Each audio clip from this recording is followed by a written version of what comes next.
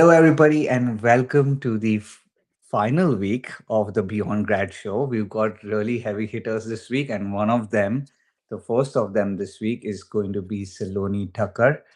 Saloni has had a crazy trajectory from going from a data scientist at Barclays to now a principal data scientist at Optum in 5 years.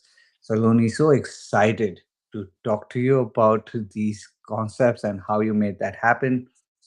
Before I move on to the episode, would love to give you the floor and give you a brief introduction about yourself. Sure. Hi, everyone. So I am Saloni Thakkar, for everyone who does not know me. I started my journey actually as a data engineer, then moved to being a data scientist at Barclays itself, and now a principal data scientist at Optum. And along with that professional journey, I've also managed to um, become a content creator on LinkedIn. I've recently started out with Instagram as well, and happy to share my journey um, and how I navigated through different stages of my journey with everyone joining us today. Awesome. So, data engineer, I'll correct myself on that. I know I've talked to so many data scientists, data engineers, data analysts that it can get a little confusing. My apologies. But we'll start there, and I'll just let everybody know in terms of just housekeeping is that I see a few people live already. There is a big reason that I'm doing this live is for people to kind of chime in, ask questions, get involved in the conversation. So if you're joining us live and if you want to share, please just say hi where you're joining us from, and you can do that in the comment section of either LinkedIn or YouTube, wherever you are joining us from. And you asked a question the same way as well. So I have some questions for Saloni, but if you have a question that is related to this, then I'll bring it up right away. If it's not related, I'll make sure Saloni answers these questions near the end of the show. So awesome. Let's dig into the first question I've had. A big part of the episode that we are going to have is sharing how you've grown in in roles, right? In roles and responsibilities. So you started as a data engineer, you became a research data scientist, then you became a principal data scientist. Now I want to you to give people a timeline of when, in how much time did this happen, and when did things happen for you. Hmm.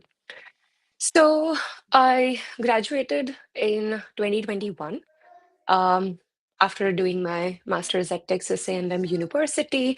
And just for some more background, I did not have any experience back in India. So directly after completing my undergrad, I came here for my master's and started my first full-time journey with Barclays as a data engineer, again in 2021. Um, I then joined as a research data scientist at Barclays itself, but in a different team, in a different org altogether. It's called the investment banking side of Barclays. And I joined them in January 2023. So that's, I would say, almost a year to a year and a half in that journey of being a data engineer. And after that, I have recently joined Optum. So almost 2+ years being a research data scientist at Barclays.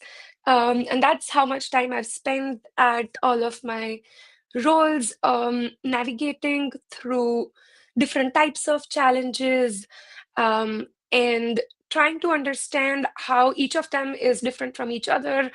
For example, while I was a data engineer, I was in the back office at Barclays, so not very close to the business and managing tasks like migrating from on premises to cloud and building ETL pipelines for the team, the stakeholders which were already at Barclays, right? So that was my first job. Um, I actually initially did not want to start as a data engineer. I always liked the modeling side of things and the statistics side of things, um, and was aiming for a data science role as well. But given the time frame we have, um, when we are non-immigrants coming to India, coming to US from India, in the course of time, and the ideology that was going on in the market at that time, which was um, you need a PhD to be a data scientist. So all those things were not working in my favor at that point. But I really liked the role because being a data scientist does not just mean that you are going to do the fancy work of modeling and not having to worry about heavy lifting of cleaning the data, understanding the pipelines, and understanding the stakeholders as well, right? So I think that role really helped me um, to figure those things out, understand where data engineering sits, why is it important, and interestingly, even after being a research data scientist, I was still doing a few parts of it. So that kind of really helped me. Uh, Being a research data scientist at um, in the investment banking side of things, I was very close to the business, learned a lot about how to think of data science methodologies from the perspective of building investment strategies. So that was a very interesting field. And right now, being a principal data scientist, I am working on AI transformations team, which basically means that we look at different use cases in the organization itself and try to solve them using AI workflows. So, and I've also switched from fintech to insure tech, I would say, or healthcare. So that has been interesting as well. Awesome. We'll get into these two big shifts, right? The first big shift was data engineering to data scientist. And then the next shift was data scientist at the level that you are at to principal data scientist. By the way, Optum is a big company, Barclays is a big company. So titles like principal data scientist are not just handed out willy nilly. I'm sure that there is a lot that you were able to present during the interviewing that made them level you appropriately when they were bringing you in Optum. So we definitely want to spend a lot of time there. What I'm curious about is the motivation behind the data engineer versus the data scientist switch. Why did you want to do that, or was it something that you had an opportunity come up and you took that on? It was more intentional rather than an opportunity that came to me. And the reason I was more inclined towards data science is actually grounded in the courses that I took during my master's, and what I really liked working on. So it has less to do with my role that I had at Barclays, and again, more from a perspective of the subject that I loved and the work that I wanted to do. Um, so that's there, and What was the since difference in that subject? Like you said, it was getting closer to the subject that you were really interested in. What was the gap there between the data engineering and the data science role? so data engineering mainly focuses on molding the data. So whenever we fetch data from, let's say, websites, like scraping the websites or working with the vendors to onboard the data set, or if the data is lying somewhere and you're just accessing it to work on it, the task of a data engineer is to actually clean, like perform the ETL, which is extraction of that data, transform that data and load that data so that whenever you want to use that data for a specific use case, it is clean enough for anyone to work with and look at. And it saves a lot of time for the data scientist as well as the end user. And the end user does not have to worry about this whole pipeline that I talked about. So this is majority of the work that a data engineer handles. And the other part of it is also database management. So when I say loading the data, it's not as easy as just dumping the data somewhere, right? So you need to be very careful about where that data is actually going to be used, what is the frequency of that data that is going to be used, and how many users do you have. So uh, there's a concept called acid in data engineering, which basically means that you need to understand the atomicity of the level of data that you have in hand, the consistency, integrity of the data should remain intact, right? So all these factors matter a lot. So it feels like it's just an The ETL. completionist in me wants to know the D as well. So you said ACI. What is the D? You said acid, I or is it? It is acid, and I will actually have to look it up because I do That's not okay. remember the exact. That's okay. So just the completionist in me is like, okay, what's the D there? But I see your point. I think what you're trying to do is you're trying to share the roles and responsibilities of a data engineer. And then there was something missing that you were seeking out with the data science role. Possibly it was being more customer forward, or being having the ability of experiment with the data. Was that something similar, or anything beyond that? Yes. So I now recall D actually stands for durability. Okay, great. So that's there. And um, so this role actually almost ends around here of a data engineer. Now, a Mm. data scientist comes into the picture. What they do is they combine the power of data with the business problem and come up with a solution.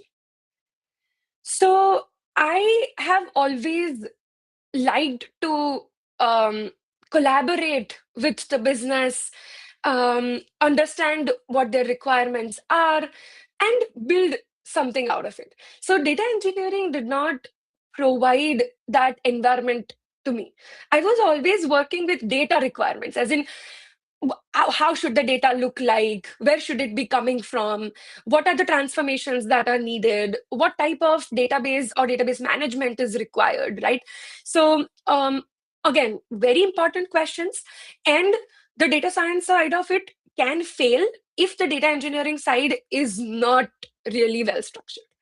So definitely a very important part of the whole data pipeline, but I liked the other side of it. Awesome. What did you do to go to the other side of that equation? That's actually, I would say, a question that I've received from a lot of people because after I did this shift, I was also very active in women in technology at Barclays. And um, as I said, being a content creator, you would also receive a lot of questions from people around, right? So I've received that question specifically a lot. And the answer I have is focus on one, transferable skills. Your existing job, whatever it is, always has some transferable skills with where you want to go next. So that is very important. And the second thing, if you know that the thing that you want next requires you to do XYZ things, it is not confined by your current role. You can do your own projects. You can help other people build things around, right? So I did the same thing. Because when you are working on a specific technology day in and out, and you want to go to a different role, you go for interviewing and you will be like, okay, I know these concepts, but I can't recall or I can't translate them really well. That's what also happened with me when I tried to mention acid, because I haven't been using that for a long time now. Makes So, total sense. If you somebody asked me to draw a pressure versus volume diagram of an internal combustion engine, I'll have to think about it too. So all good. yeah. So, So you saw so some I just, transferable skills and you then built projects of your own. What that's kind of correct. projects did you build?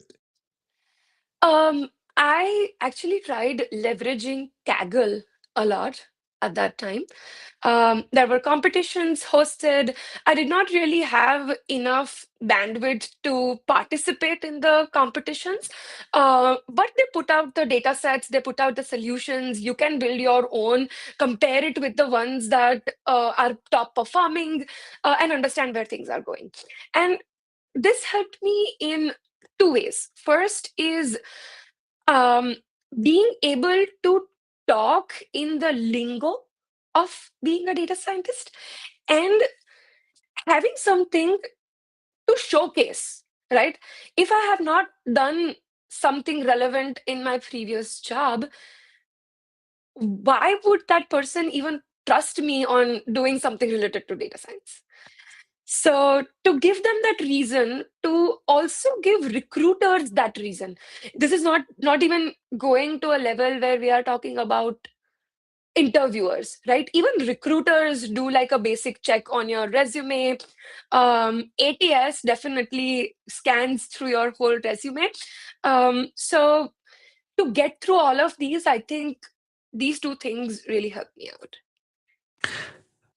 So then, if an internal opportunity opened up at Barclays, was that the way that you directly jumped and applied and got this role? What were the mechanics behind getting that role? At the time when I was looking for a data science role, I was not just confined to Barclays. I was also looking outside Barclays, um, because it was important for me to make that switch. If I continued being a data engineer, if my resume shows that I'm a data engineer for, let's say, 4 years, the next job, finding a next job as a data scientist becomes very difficult. Like, as far as I go into the data engineering role, I'm leaving behind my analytics skills, my statistical analysis skills, right? And also mastering the data engineering skills. So after a point, it becomes more difficult. And that was my aim. I was like, okay, I joined as the grad, um, and I learned what's there in the industry, how to navigate through things while working in the industry. And it was my first full-time opportunity, right? So I took some time to understand. Also, given the fact that I was biased towards the career shift in data science, I did not let it I did not let it show on my day job, because I always like to think about opportunities with open mind. You never know what it has to offer you, right? So, considering all those things, I gave it a year and a half, and then I was like, no, I think this is not bad, but I think I still want to go towards data science. And that's when I started looking for internal roles, started talking to people within Barclays as well, because there are times when, if someone is looking for a candidate, the role might not even be on the job portal, and you are already hired for that role, right?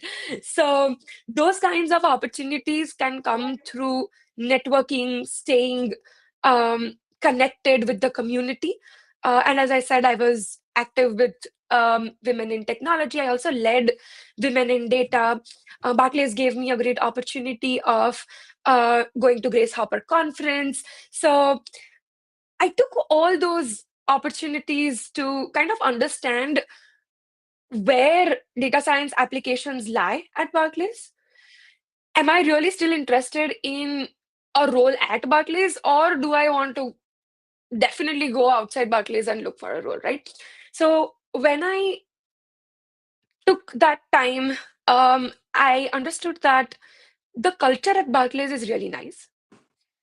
I like to work with the people. The collaboration mindset was amazing. So I definitely did not want to leave that option out.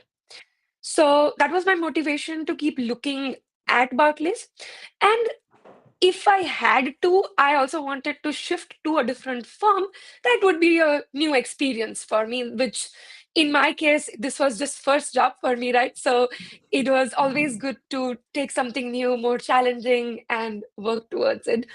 And yeah, as you mentioned, the internal job portal was the place where I actually saw this job.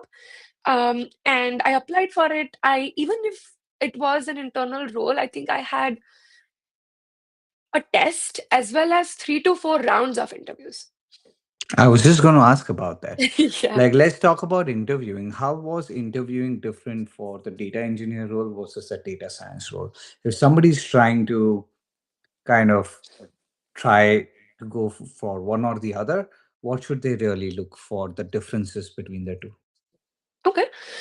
Uh, I'm I'm going to give a high level because both data engineer as well as data science roles have evolved a lot.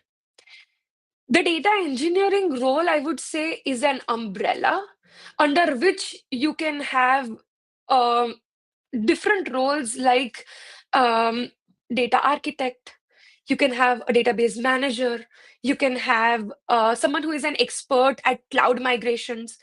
Um, so all that is under the umbrella of data engineering.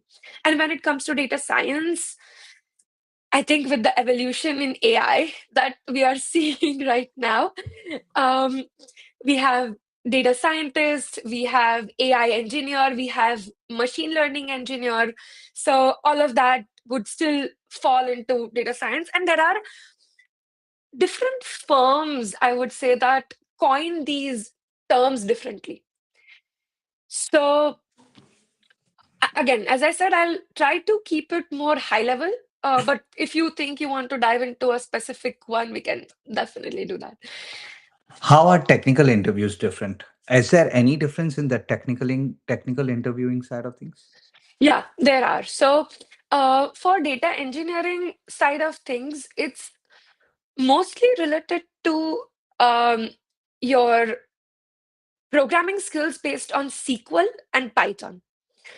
They are not focused a lot on data structure and algorithm problems, which natively used to be a part of software developer roles, but now has also come into um, data science, machine learning engineering, and AI engineer roles. So that is from a technical perspective, knowing about thoroughly about the different types of databases, um, how and where they fit well in terms of application, um, knowing about data warehousing is a great addition to data engineering, as well as knowing about cloud technologies. So, since we have industries which rely on one or the other based on their requirements, which is on premises versus cloud, they want to understand if you can easily switch your skills, right? Or you understand those infrastructure differences well. So that's on the data engineering side. And on the data science side, depending on the role, um, mm, it also has SQL, but if I were to rate SQL for data engineering versus data science, I think the level of difficulty for data engineering is more compared to data science because of their native responsibilities using databases. And while I think the Python programming side is reverse. For data science, it's much more difficult compared to the data engineering role.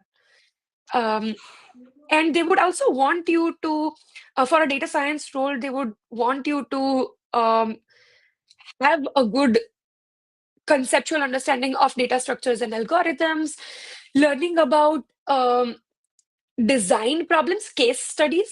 So, how, for example, how would you design a fraud detection system? That's a question you would be asked under the data science umbrella. Also, with the evolution of AI, even if you are interviewing for a data science role, you are expected to know about the basics. What are transformers?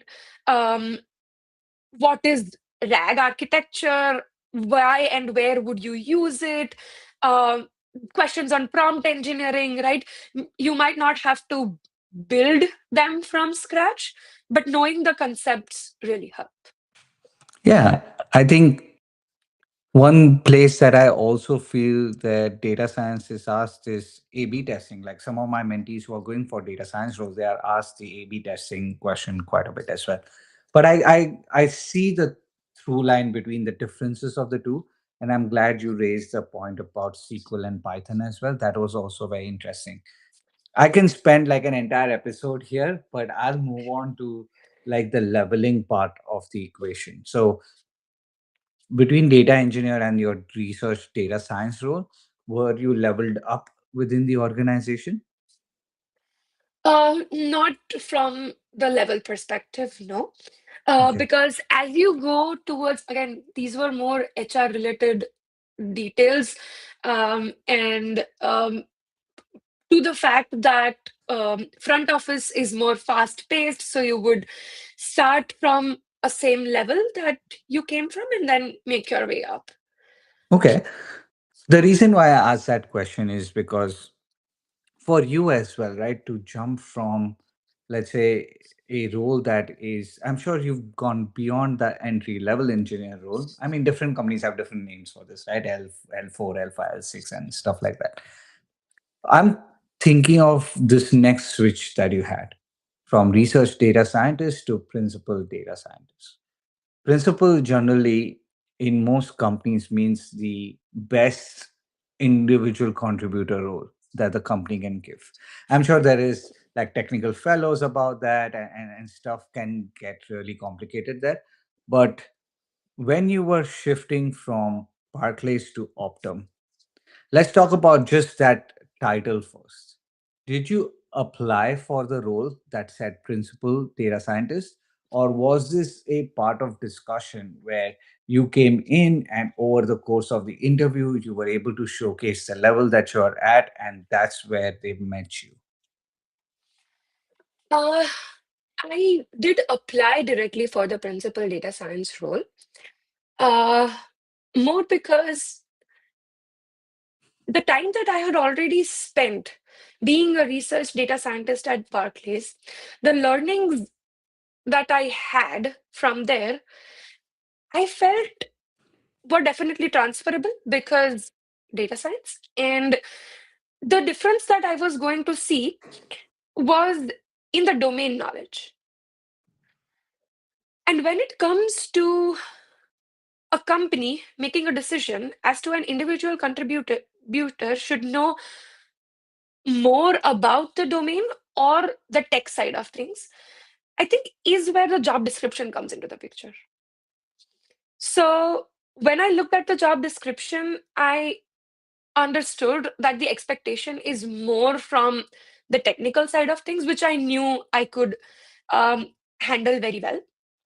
And when it comes to the domain knowledge, um, after a point, it is given that you will pace up in the time that you are taking to absorb that knowledge, right?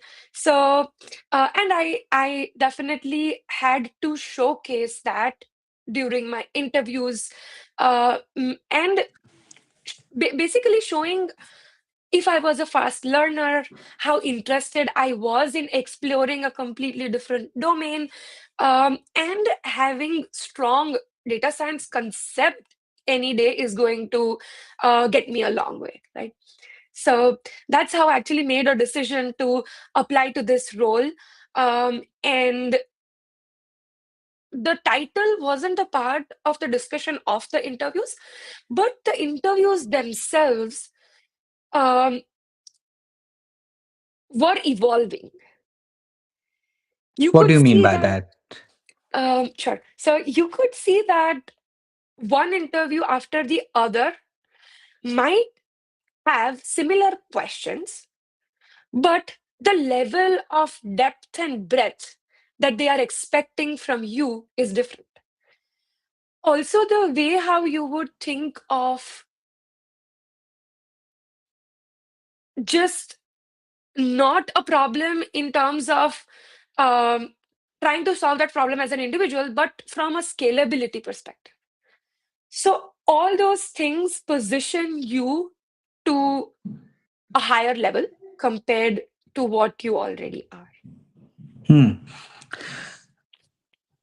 A lot of times when I am helping people find jobs as well, there is this big gap between the work that they have done and the title that they are given that kind of determines how confident they are going into a new job search with the up level, right? When somebody's doing a new job search, a lot of times you are going for the same level because that's what is going to get you in the interview room faster.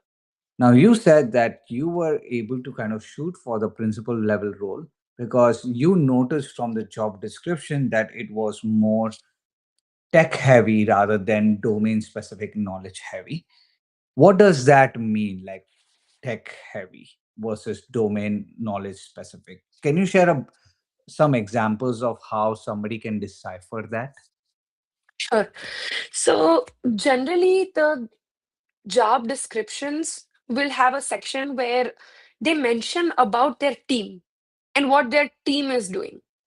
So that is, I think, important for you to understand what line of business in the company that role is targeting for, and what type of role are they actually expecting from you. The responsibilities um, and the qualifications is always, for at least what I have seen for a data scientist, is always going to be technical. It would tell you the level of the depth of or the breadth of technical understanding that you should bring in. But when you actually want to understand how tech heavy this role is, I think that is more in the team description that they provide. And the second part is always your first call with the recruiter, right? Where you actually discuss the expectations and set the ground for expectations both ways. So that's what I would say, like the 2 point method, how you can um, understand. I think, yeah, before application, it's just the job description that could help. But once you have applied, you can always look for this. When you were applying for these roles, were you always focused on only the principal level role, or were you applying for both the principal level and the data scientist role? Or senior data scientist? I'm guessing that would be the role that you were Yeah. applying for. Uh, For Optum, I applied for principal data scientist, but there were other firms where I also applied for senior data scientist roles because the level of experience that they are looking for differs a lot by the firms. And just trying to give an example here, if there was a senior data science role at Google, the level of depth that they expect, because they are a technology firm. While if you compare that with um, Optum, you would not be able to compare that with fintech because their roles are different. They don't say senior data scientist, so you won't be able to do that. But any other industry versus the tech industry, you will see that difference. The number of years of experience and the depth and breadth they expect you to bring. And again, that has also nothing to do with your compensation.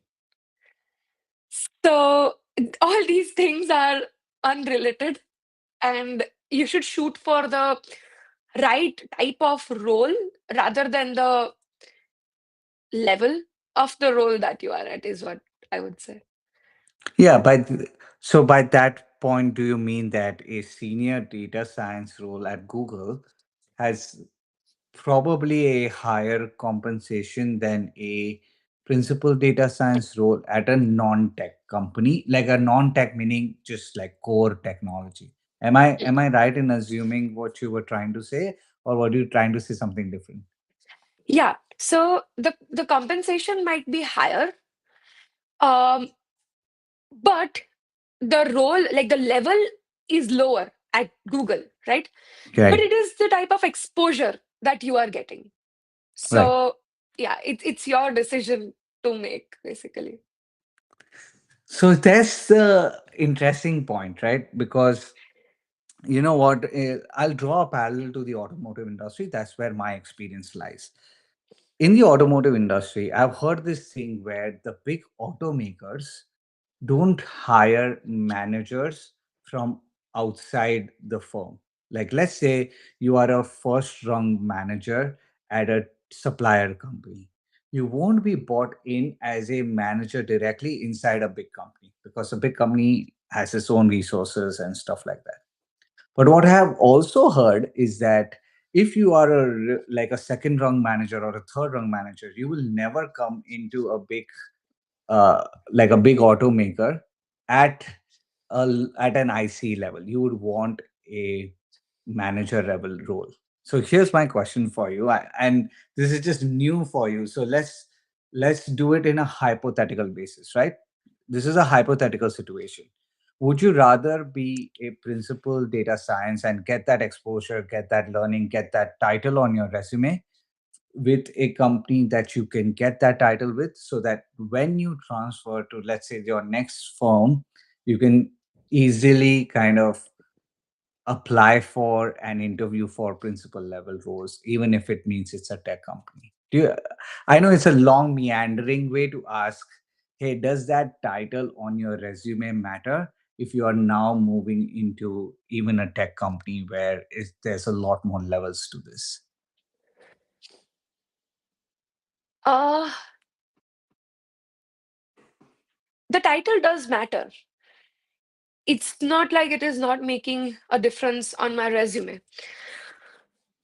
But how do you want it to matter? So, if I'm a principal data scientist right now and want to go to a tech firm and apply for the similar level of the role, I should know that the expectation that is set is already high, right?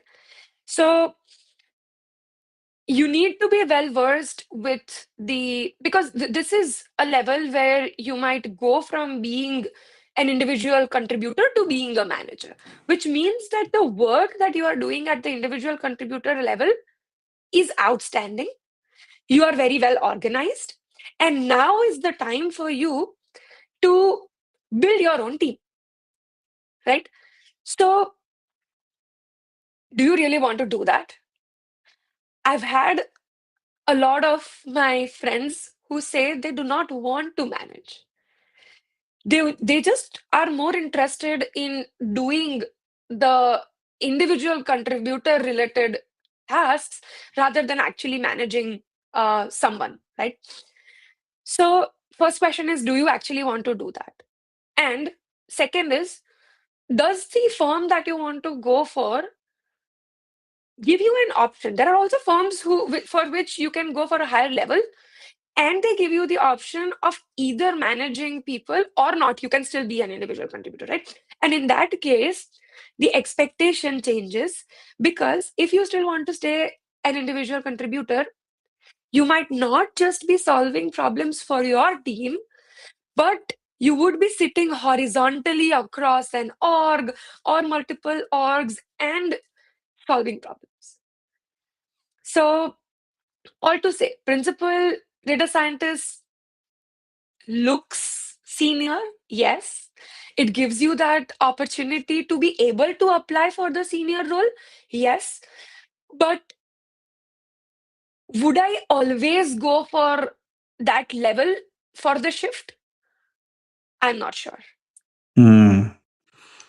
I think what the takeaway for me, at least, is that having the option helps, right? Yeah. Having the option of whether to choose or not versus not having that option and going at a certain level and only applying at a certain level is, I would always take the option before not having that option. So that is very interesting. When you think about the data science role at Barclays and the data science role at Optum, because of the difference in the title, were your interviews different in any way? My interviews were different, uh, but more because of the evolution in AI. Uh, and the second part was the seniority of the role that I was taking. There was still this expectation to code, there was live coding, um, expectation to know the basic machine learning um, algorithms really well, and be able to understand where you would use machine learning versus AI. There has been a lot of discussion around this, as in, if given a problem, would you directly hand it over to an agent? So I think that's a big question, and I think that question needs to be answered in a way that you think about the future and the scalability, the need of the problem, rather than just trying to be cool about saying that we work on agentic workflows. But what if it was a basic classification problem, right? It definitely looks cool, but then eventually it adds up. The uncertainty that comes with using AI, um, because it's a probability-based model, right?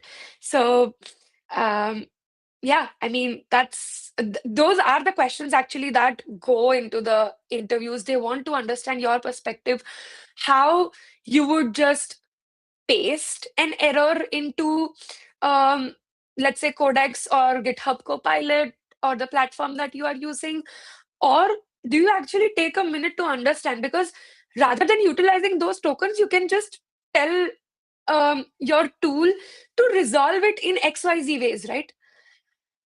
So yeah, the companies do want you to work with AI, but still have your concepts strong. Nice. So you saw an evolution from the AI point of view. You also mentioned there was difference in the from the seniority point of view. Can you give a few examples of questions that any company would ask that are different at the principal level versus at the senior level or the entry? Let's take out the entry level. Let's talk about senior level. And the reason why I want to kind of make it a bit more universal in terms of any company is because then in that case I don't want you to get in muddy waters like sharing exact questions. So any company, let's say any company is determining whether they should hire somebody for the principal level or the senior level, what would be the difference in the interviewing questions? From the questions perspective, they could be more on the side of architecture, from the point of view of optimizing certain processes. And even if the open-ended questions like design a fraud detection system, right? How you would answer that if you were a senior versus principal guides a lot of um, the interview and the follow-up questions as well. So, yeah, I think the clear answer here would be to think about scalability, to think about architecture, and not just trying to solve a specific part or a specific problem. Um, the optimization strategies that you would think about and use. Yeah, I think these were the things that I was asked in more depth about. Um, and again, this is across the interviews that I went through. Also, one just interesting thing that I would like to share, which is not based on your question, but I realized that we did not cover how interviews at startups are different. So we were mostly talking about mid to big sized firms, but when it comes to startups, they have a very different and interesting way of evaluating the candidates. I've I've heard that there are cases where it's more like a 1 hour live interview. They give you a problem, they give you an AI tool, and you need to build the end-to-end solution in that hour and be able to explain that. So the part where I mentioned about, hey, are you actually pausing at the error and giving it the right prompt to for it to be able to solve it? Those types of skills, I think, are super helpful and they will help with the interviews as well. Interesting.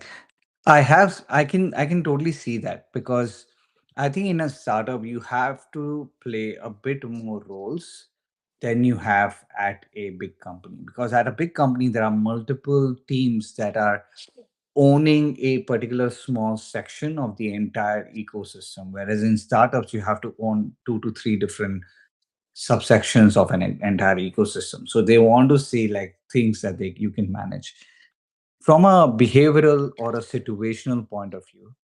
Did you see any difference? Like, were you tested more on the behavioral side of things in the principal level role? From a behavioral perspective, uh, again, I would say the questions still remain similar, but the depth of the follow-up questions, as in, if I'm asked about, um, tell me about a time when you faced a technical challenge in one of your projects, right? So that is a problem that is a question that can come up at any level. But then, what project are you picking up for that question? What details, what technical challenge is actually something which a senior would solve versus a junior would solve is where they would evaluate you. And again, the follow-up questions, as I mentioned, would drive that conversation. Very interesting. I know we've touched upon a lot of things regarding how you got to this level that you got to. What I noticed was that from the data engineer to a research data scientist role, there were motivations why you wanted to make that jump. Now that you made this jump from a research data scientist to a principal data scientist, what are you most looking forward to in this role? Like things that you would love to do in this role? Um, so more than the shift in the role, I think the level, I think I was more excited about the role itself because um, I am going to work with newer technologies. So, banking or finance sector in general cannot utilize cutting edge technologies as much because of the compliance security that is still there with insurtech and healthcare. But when you are in a team which is actually working on just the AI transformation part of things, you can experiment with so many different things, different architectures. Um, you are at a place where you can firsthand say that this architecture worked better for me compared to this, and XYZ were the reasons. I tried to tune these parameters, I tried to work on these. I also read about a few research papers. So, that kind of energy where I'm able to actually use newer technologies and be able to solve um, problems is super exciting for me right now. I think at this point, I want to take, I want to kind of open up a little bit more chapters of the book that you have from just from a perspective of how you're handling everything. By the way, people who are watching live, if you have questions for Saloni, please add them in the comment section. You are here, you're watching live. I would love for your questions to be answered. So one thing that I want people to know about you, Saloni, is that you not only did all of these things in your career and trying to make those transformation happen, you are you've solved a lot of your immigration stuff with the EB1A. You are even starting a startup of your own. We'll dig into at least the startup part in a little bit. What I'm curious about is how have you managed your time? Because you made shifts in the workplace, you've done the immigration, you're trying to solve for a startup. How do you think about managing your time? So I think it is mostly about prioritizing right things at the right time. It definitely looks like within a span of 5 years, I moved two different roles, like two different shifts. And I went from not getting an H-1B, doing an O-1 visa, and then getting an EB1A. But every time I, every day, I think I ask myself that question, and create a list of my tasks. I have my near-term goals written down. I have my long-term goals written down. So I know what are time sensitive tasks and what are the tasks that if I cannot work on today, it's fine because that is something I can target eventually. So this kind of helps me to stay on track because after your 9 to 5, after the commute, uh, you come home, you just want to relax, have good dinner, watch something on Netflix, and sleep. So I think I completely understand that um, routine, but when it comes to actually shifting something in your life, trying to achieve something which is not usual, I would say. Um, H1B, not getting the lottery picked in the second chance was my wake up call. And I've also always been a person who does not like to settle for less. So I think being able to prioritize the right things at the right time, along with my nature to just get what I want, has always helped me. And uh, after I did not get my lottery pick for my second H1B attempt, was when I realized, okay, what are my next steps? Um, what if things don't go as I expect in the third lottery? What are my options? From there, I knew I did not want to go for the day one CPT option because I'm spending time, I'm spending money, energy, um, just to make sure that I get more H1B attempts. Majority of it is not adding value to my career, and I'm obviously giving time and energy into it. So that option was not there for me. The other is usually people take a shift to a different country. Um, my then fiance was in the US as well, so it did not make sense for me to shift to a different country and reinvent the wheel. So I'm like, okay, what next? O1. And then looking at the O1 criteria, I'm like, okay, I don't even know if 1 year is enough time for me to be able to create that backup option for me. But I think because I kept thinking about it every day, because I kept thinking about how I can get it done, I was able to find out ways, I was able to find out people who actually helped me in my journey. And then after like EB1, I had heard about it. Um, I also looked at the criterias. I knew that the criterias are similar to O1, but very different in terms of um, how it is perceived as a petition. So it was a long shot at that time.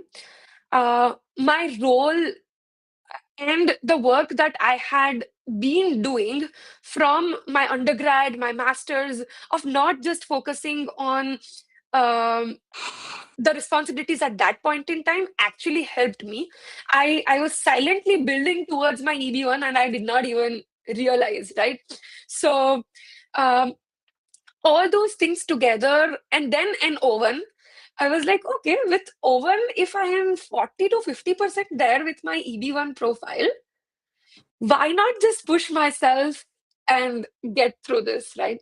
So um, that has been my journey. And interestingly, I also got an Owen approved second time when I shifted from Barclays to Optum. Very cool. I think I have like one final question, and I know that we won't be able to touch upon your startup journey while you're thinking about that. I would love to have also touched upon the content journey. Maybe that is a conversation that we have at some point later down the line.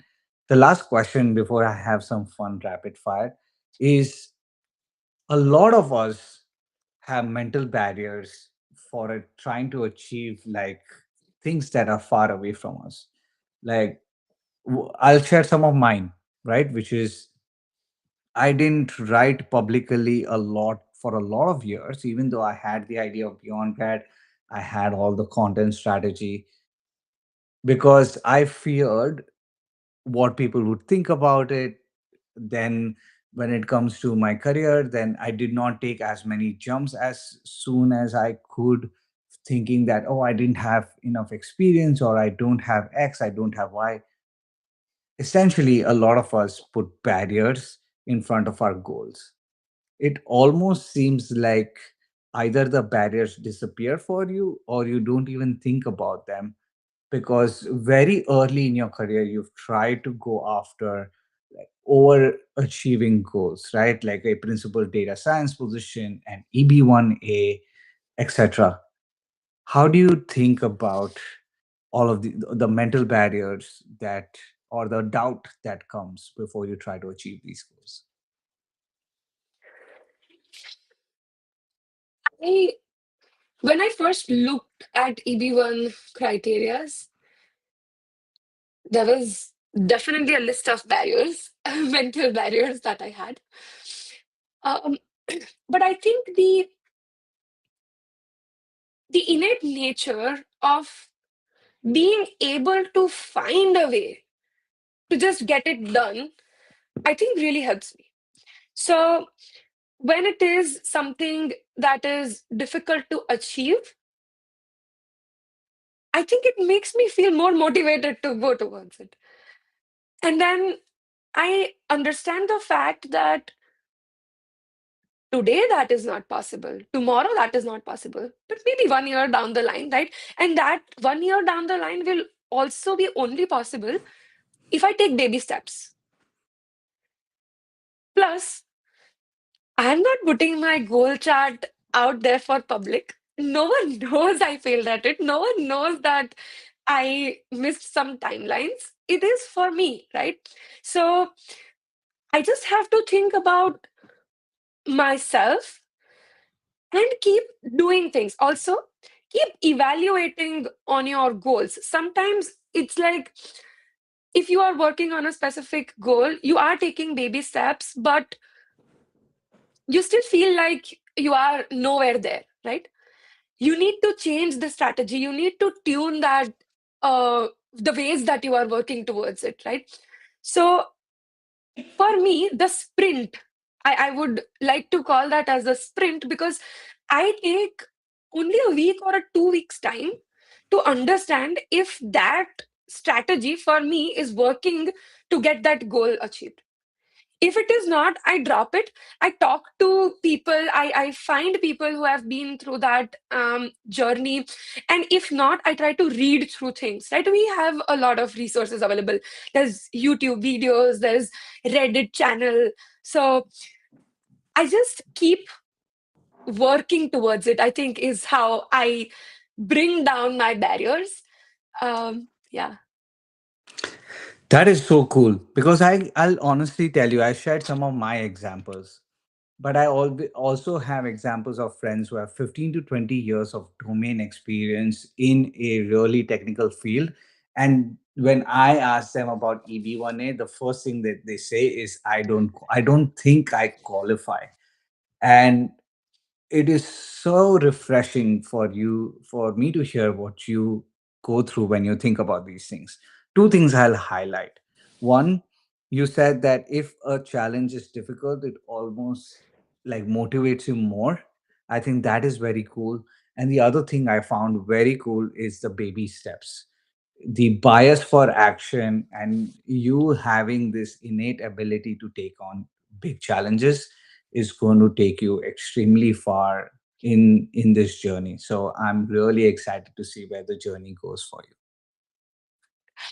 Yeah, I think those two things have helped me with almost everything. It's not just about my career in the US or the immigration side of things, even before that, right? So I like right, if I have to give someone an a tip of how you would do that, just don't think about what if you will not be able to do it.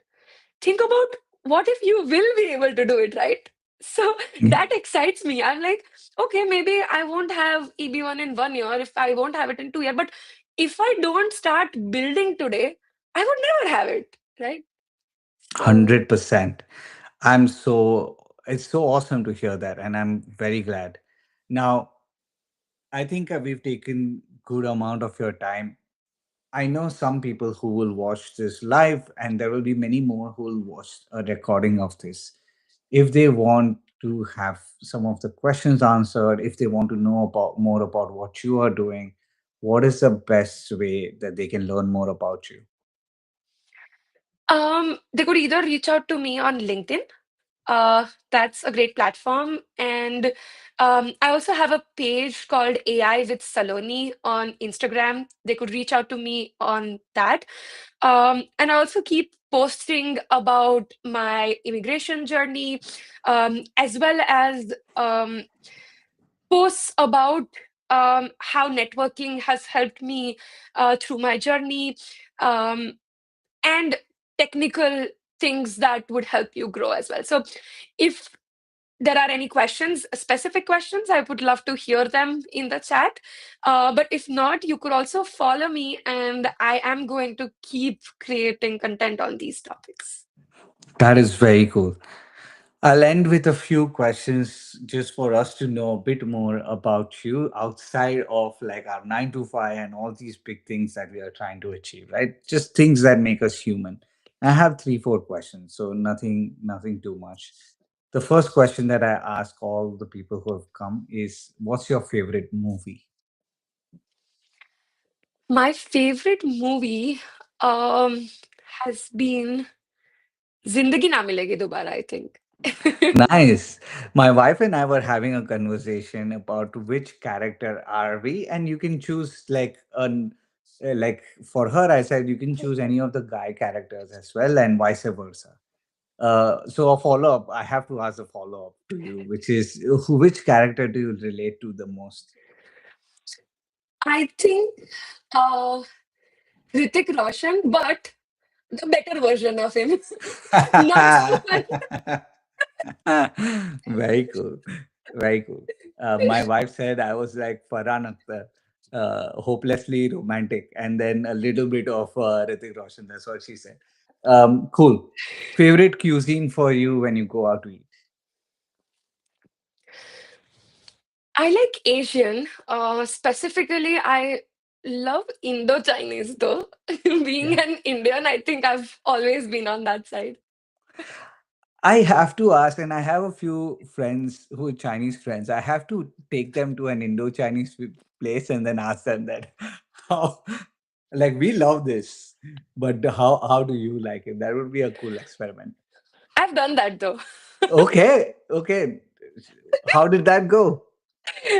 It went okay. The guy, poor guy, was like he cannot. He was sweet. He couldn't say it's not bad actually, right? Indo-Chinese is not bad. It's just not authentic, right?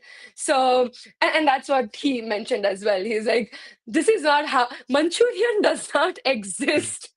Exactly, exactly. And it's almost like a staple in an Indo-Chinese thing. You cannot have Indo-Chinese without Manchurian.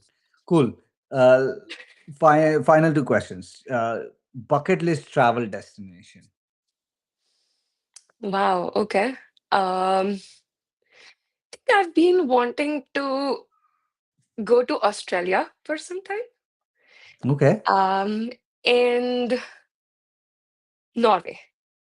Okay. Cool. Final question. A few people from everybody who listens to this episode, a few people want to take the next step in, let's say, their data science journey. Let's stick to that topic. And maybe they want to move further, either inside their organization or outside their organization. They want to just get better at their data science skills. If you could give them a challenge that they could do within 2 hours this weekend, so nothing very intensive, what's a challenge that you would give them? Hmm. I think the challenge I would want to give is picking a data set and the problem, trying to solve that in two to three different ways. First, if the problem, if possible, try to take a problem um which can be compared on different architectures. So let's say, why and when would you use an agent? Would you introduce RAG pipeline in your project? And would you use a multi-agent system? So if you can answer a few of these questions, the interviews, the interviewers would love to hear about your hands-on experience. And again, given the way the interviews are evolving, at least what I have seen, there is going to be at least one round, if not in all the rounds. That's what I've seen as well. They will want you to know about how you think about these concepts. And Very cool. definitely, this is just a 2 hour project, but from an interview perspective, definitely keep your concepts strong.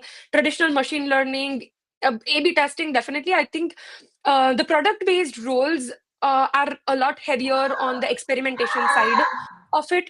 So definitely keep all of that and keep building your Gen AI skills.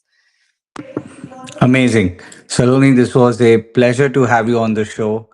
I am mighty impressed with how you tackle hard challenges and only looking forward to more and more challenges you solve. Thank you so much for joining the Beyond Grad show. Thanks for having me, Varun. And it's been a pleasure to have known you as well as come to the Beyond Grad show and be able to share my experiences. I'm glad I can share my journey, and hopefully, this will help a lot of people. And definitely, everyone watching us right now or even later, feel free to reach out to me if you have questions you think I can guide you on. Very cool. Thank you, everyone who's watched this live and will watch the recording of this show. Thank you.